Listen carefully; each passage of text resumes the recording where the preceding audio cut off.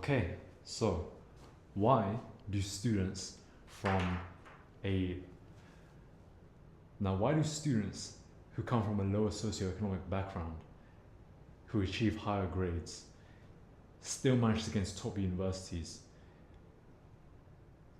Why do we have to give them, like extra leeway or contextual grades? Why are they a thing? Why do we let them into the big universities? You either get the grades or you don't, right? So now imagine you've got one teacher here. This is a state school. Ooh, yay. I thought this would work. This is a state school, and now this is a private school. Okay? Now, what do you notice here? There's a lot more individual students. Maybe like 30 class of 30, etc. And only one teacher. Sometimes you might have one teacher for an entire day who has to teach multiple different subjects. Whereas for a private school, especially when it comes to younger children, younger education, primary school, where it will start to compound from an early age, they might have multiple different teachers to specialize in different topics. This might seem quite obvious to some, but this is very novel to do during primary school, where in primary school I might have had one teacher for an entire day, whereas for a private school there might be multiple different teachers. Not only that, these different figures also represent different extracurricular activities that they may be getting up to in their free time. Maybe this is their tutor, maybe this is their piano teacher, maybe this is their, I don't know, extra sports coach. Because who knows, they might do swimming or badminton in their free time. And not only that, there's less students. And so you can imagine it as an analogy.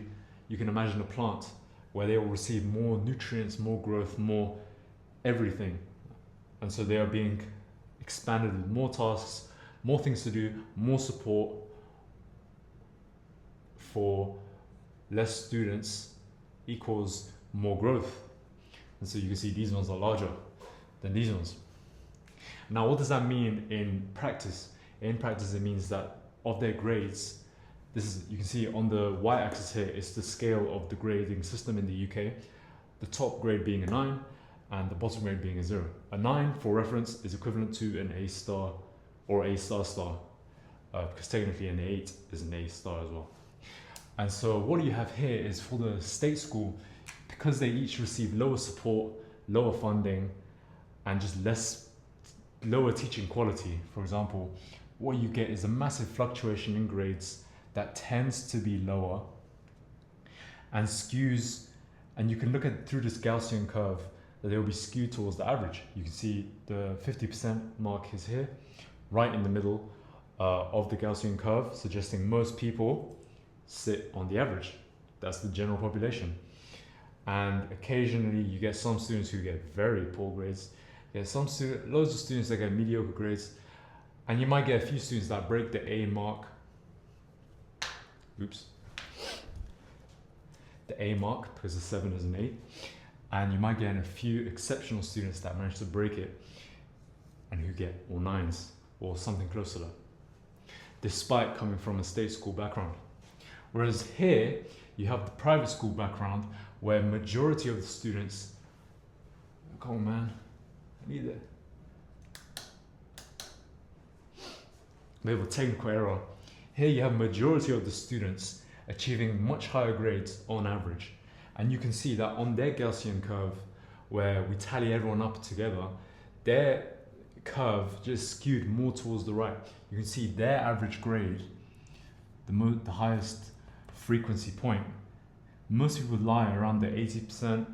A common stat to give is going to a private school means you will be 2 grades higher, for example. And so it's not particularly to scale, but it gives you an idea where their average is much higher than the 50% mark. And so for them, it is very average to receive top grades. What does this tell us? This does not tell us that rich kids might be smarter on paper. However, that can't be true inherently. What this should show you, in fact, is that students, if they receive the right amount of funding, the right amount of support, the right amount of time and care to look into these subjects, anyone should be able to achieve these top grades, as is proven here by these private schools. If you take a random selection of students and put them into a private school, they will most likely repeat these results and get this higher average. Whereas if conversely, if you put a bunch of these private school students and put them into the lives of state school students and put them here, then their grades will tend more towards here. And so it's all about funding, it's all about support, extra tuition, support from family, friends, peers, etc., and the education system as well. And so what you can take away from this is that that's why a student here, for example, who comes from a state school but has broken the barrier, that's why they are still labeled as an exceptional student, even though if you were to place them in here, they might not, on paper, they might not seem any different, might not seem remarkable. And so from when you're selecting candidates from here, you most likely would be looking at, okay, what's the next best thing that they can do? Maybe they run a charity in their free time. Maybe they're very good at personal projects, etc. So yeah, that's a short little spiel. Yeah.